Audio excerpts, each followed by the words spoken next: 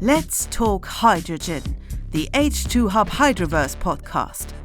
We talk to experts from the world of hydrogen and molecules. The big international innovation event will then take place on June 26th at this year's Hydroverse convention in Essen, Germany. Find all the details at hydroverse-convention.com. Welcome to our next H2 Hub podcast episode, and let's talk about hydrogen with Dr. Sopna Sury, Chief Operating Officer Hydrogen at RWE Generation, Chairwoman of Hydrogen Europe, and of course, one of the most influential voices in Europe's hydrogen economy. Welcome, Sopna. My name is Uwe Kerkmann, CEO of H2 Hub, and our topic today, wishful thinking versus economic reality. Does the hydrogen strategy need a reset? And I would like to talk about striking the balance between ambition and feasibility, political priorities, and the projects that could shape the future. So to dive into the matter, Sopna, the great hype around hydrogen seems to be over. Many companies are reorganizing their H2 teams. So is RWE. So my first question is there still enough for you to do in your day-to-day work at RWE? Oh, there's clearly enough to do, and not only at RWE, I would say in the entire industry, dear Uwe. I mean, specifically for us, definitely our lighthouse project in Lingen is still number one priority. And I mean, for those who are maybe a bit more far away, what it means is not to only take an investment decision, but to really turn it into reality. So if you actually went to our location at Lingen in the lower part of Saxony, then you would actually see how construction is progressing. We've been negotiating with Total Energies a very, very important deal, I would say, a deal also with lighthouse signal character for the industry of offtake around 15 years. And such a contract needs to be negotiated, but it also needs to put into operational contractual mode. So you need to actually have it reflected in the system to actually really understand how to handle it. And there are also other topics because we will be delivering from Lingen all the way throughout the German Republic towards Leuna, which means that we are also very close to the pipeline operators. This also requires a lot of work, understanding where are their priorities, how are they progressing, which lead items are really being ordered, so that we can really make sure the full contract comes into life. And last but not least, it's not only about a project. So we as RWE, we are continuing, obviously, also to developing other options. For instance, our project in Rostock with other shareholders together, because at the end of the day, it's all about understanding what possibilities do you have to help decarbonize industry. Mm-hmm. So I definitely agree. RWE is really a front runner in this sector. The offtake agreement with Total Energies is really one of the projects everybody is talking about. But you are also in a unique position, not only doing this very practical work at RWE, but also spearheading hydrogen topics in a globally active energy company and at Hydrogen Europe. So I would like to ask you, what is your current perspective on the direction of hydrogen policy in Europe and in Germany? So generally speaking, I would definitely say it takes much more realism and pragmatism to follow through. Particularly in Europe from a Brussels perspective. I think partly legislation like the RFNBO Delegated Act is really universes away from what it really means in practice. So concretely, regulation which is very complicated, which comes up with rules and constraints around geographic and temporal correlation that basically artificially increase the cost of production for the RFNBO compliant molecule. So taking a look at what can demand side, what can industry really pay for, understanding what the value add of green hydrogen, so electrolytically produced hydrogen can be, also with respect to reducing system costs in the entire energy system. And I think the very most important point these days, reducing further dependency from imports. Again, we will have to import hydrogen and the derivatives at least 70 or 80% if it comes to what we need. But I think having something like domestically produced hydrogen is something that increases our resilience and also energy security of supply. And I think those elements are something that can inform regulatory decision makers and politicians to really understand what is needed. And I would add from a Hydrogen Europe perspective, I mean, of course, we look a lot about Brussels, but I do also have the comparison, for instance, what's happening in the UK. And UK, at least from Hydrogen Europe view, is still part of Europe. So you see different business models, and you see a much more pragmatic view if it comes to, for instance, power procurement. So they are rather looking at the carbon intensity, having a threshold, and that makes it actually much easier to think about monthly balancing and not even having a discussion about hourly balancing as we have to meet today on the continent. Yeah, that's really interesting, not to only see your own country, but also other European countries. And I agree, it is a European issue. It's not a national issue. It's even a global topic we are targeting with our hydrogen policy. So it's important to look beyond the borders. But coming back to what you said, reducing dependencies and strengthening our hydrogen economy. Now we have goals set in the European Union and in the member states. 2050 is a goal set for net zero, and for 2030 we have set some goals for the gigawatt production of hydrogen. And now you hear many voices that say it's hardly impossible to reach those goals. How would you respond to this kind of criticism? See, targets, I think, serve the purpose of at least giving direction. And I think if I go back 4 or 5 years, it was really important to at least set out an ambition to actually give everyone in the industry an idea about what could be possible. I think in the meantime, we've all been learning. As you said, there's a kind of soberness coming into the sector, which is great, because basically those players will be those who really understand what they're doing and really understand how to deal with DevEx, with CapEx, with cost optimization, with commercial optimization, how to deal with the electron structuring all the way to the molecule. So I would say the targets, frankly speaking, are of lesser importance. More important is the direction and making sure we have the momentum. And if I talk about momentum, I think let's be really clear what it needs to have a business case come into play. I mentioned the RFNBO Delegated Act. That really needs a review. And I think fundamentally we can make our lives all much easier in Europe. But we can also start talking about grid fees on the electricity side. Also, that is pragmatism. If an electrolyzer has to pay grid fees, in addition, then it simply makes the business case even up to €2 per kilogram even more expensive. And then you can start talking about the pipeline infrastructure that is also going to be used and managed and booked. And how do we deal with those costs? Are they going to be prohibitive or are they going to be helpful? And those elements can give, in addition to targets, rather a positive momentum if regulatory and decision makers do understand what it takes.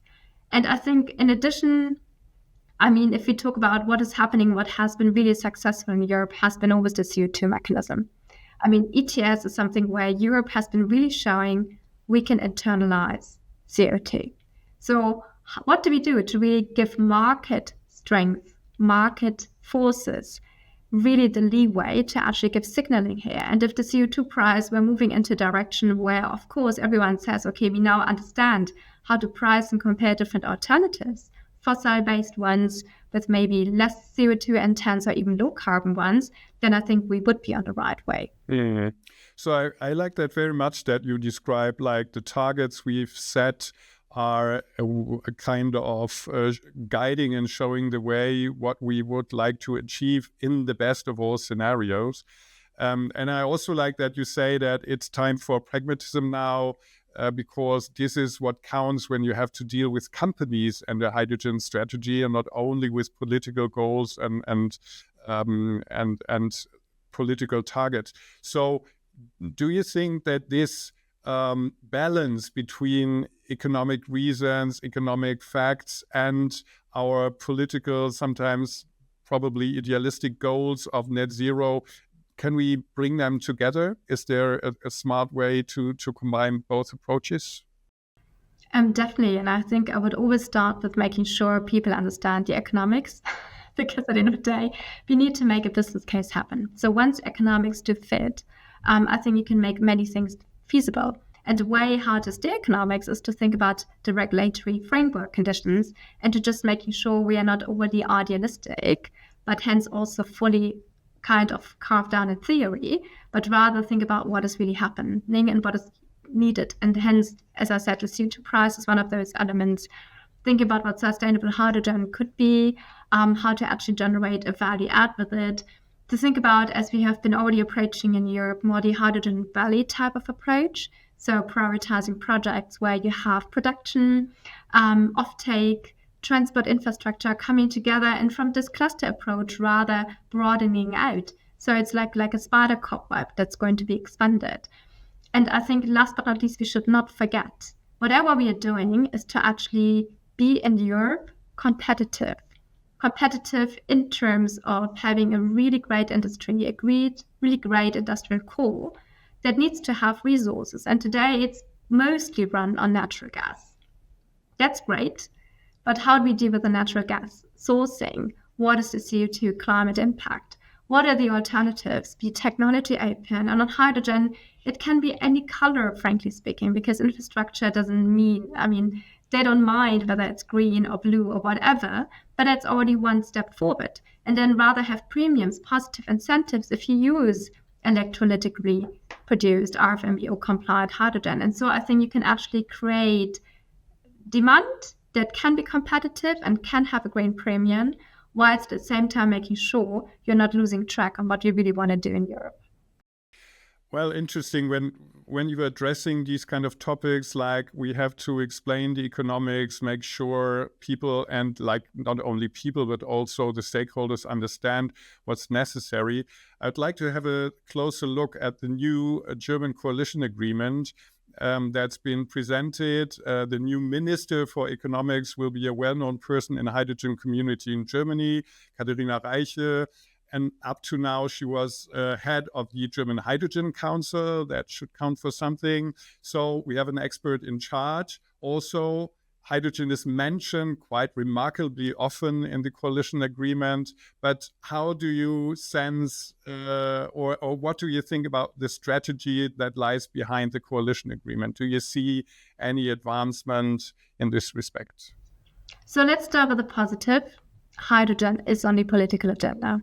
And it definitely also indicates quite some positivity in terms of continuity, that topics such as the core grid, the infrastructure, but also new topics like lead markets that can be demand stimulating are going to be pushed forward.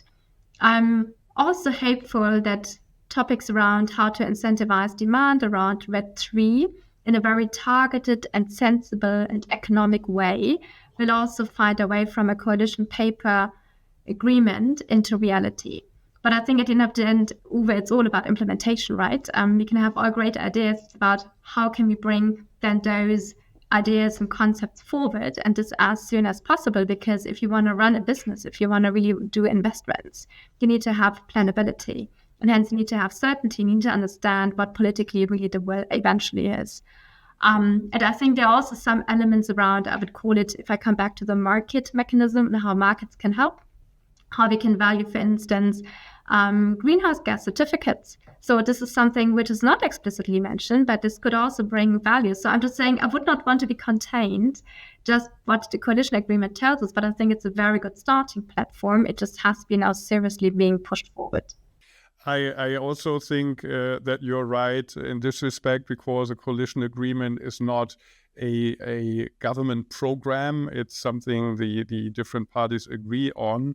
But comparing it with recent politics and policies in Germany, would you say that like the upcoming government is trying to frame it up until now, German like economic policy and climate policy has been kind of influenced or coined by ideology, and now pragmatism is making its way? Would you go so far as to say, when many people said, like when it also comes to regulation in Europe, it has been the Germans for quite a long time that tried to be very strict when it came to definitions, when it came to goals. Do you see a new pragmatism dawning in German politics then? I would say any kind of pragmatism, no matter which market and which nationality, is in general always very helpful. And I think as a matter of fact, what we've been seeing recently, and this is also not new to the energy economic environment, is that topics around affordability, cost consciousness have been gaining much more importance than maybe it has been like the last 3 or 4 years. Also security of supply, latest with the terrible war in the Ukraine, I think this topic has been very much in the forefront. Then it kind of got back to the background, and now it's coming forward again. So I think it's almost like a pendulum. And again, decarbonization hasn't gone away either. So I mean, call it pragmatism. I think the point is reality is never one-sided. Reality is always a trade-off of different objectives. And if the German political sphere, but also Brussels, can actually help to seeing what is really needed, I think we are on a good way forward. But eventually, I think what politicians should always be doing is simply sending out the right signals to making sure prices can actually make the job. And this is, again, coming to be not, I would say, overly prescriptive, but again, giving us all the room and the air to breathe by finding good solutions that can actually come up to cost-effective production cost for green hydrogen, and hence also for the demand side for good solutions eventually. Yeah. And maybe if I can just add one example, Uwe, because I find it, you are asking about the coalition agreement. So you have this idea about the green, how's it called? I think it's called general green gas quota. It's kind of a word, a concept. It's not really very elaborated. And it sounds on the first stance very positive because, why don't you reuse the natural gas grid for really then also putting in electrolytically produced hydrogen? Then we do have a physical sink. Yeah. But then what is this what? I mean, it has to be thought through. Who pays the invoice? What does it mean? How is it being remunerated? Is it then maybe in competition to the core grid?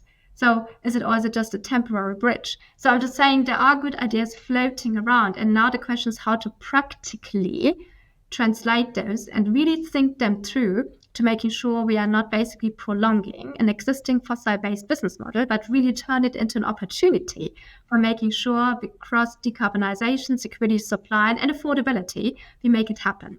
Yeah, and I think those are the discussions and debates I would wish the coalition, but also Brussels, to have in the next few months.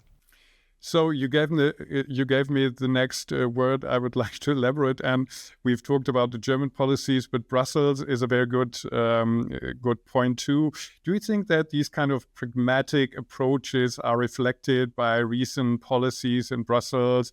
Because you find a lot of people who are criticizing the delegated acts, and especially RED 2, respectively 3, when it comes to a very strict definition of green hydrogen with all the impacts for economics. So do you see also we have a newly elected parliament in Brussels as well, or in Strasbourg as well? So is the Commission also reflecting these kind of new approaches towards more practical solutions?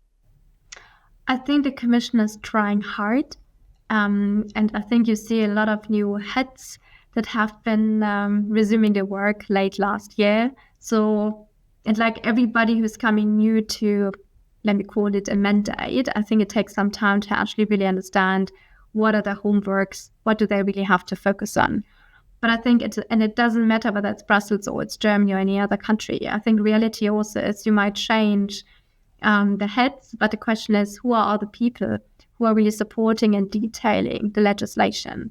So I think it needs a lot of leadership eventually, be it by a minister or by maybe one of the DJ heads, to making sure that the new thoughts about making things less complicated, bringing forward a review of the RFNBO delegated act really as quickly as possible, to really take off at least €2.50 to even up to €3 of additional cost per kilogram of electrolytically produced hydrogen, or low carbon hydrogen delegated act. I mean, the recent leaks haven't really shown that much of pragmatism either. So I'm just saying it takes leadership to making sure you take along your ministry, your DG, to making sure you really arrive at the objective I think we all as Europeans share.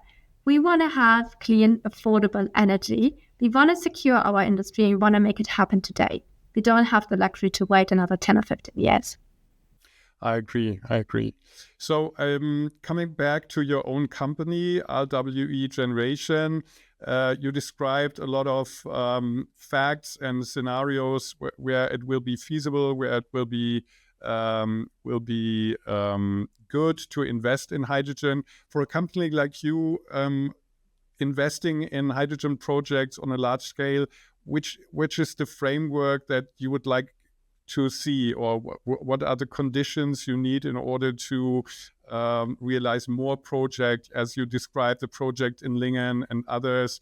What's the framework a company like RWE Generation needs? So let me first start with making people understand what is the starting point. When we started hydrogen, it was always about having a long-term orientation. And why? Because we are long green electrons. We're one of the leading international renewable developers. So I think you need to understand where the green electricity even comes from. And that was the starting point of saying, from a long-term perspective, any electrolytically produced hydrogen is a natural hedge, looking at our portfolio. So saying this, now we can deep dive in saying what does it need for a project and for a project pipeline to really materialize. And I think the one and foremost, very generic but really right answer, Uwe, is you have to have clear visibility on the planning horizon. Yeah, what we don't like, and it doesn't matter whether it's hydrogen or any other technology, is uncertainty.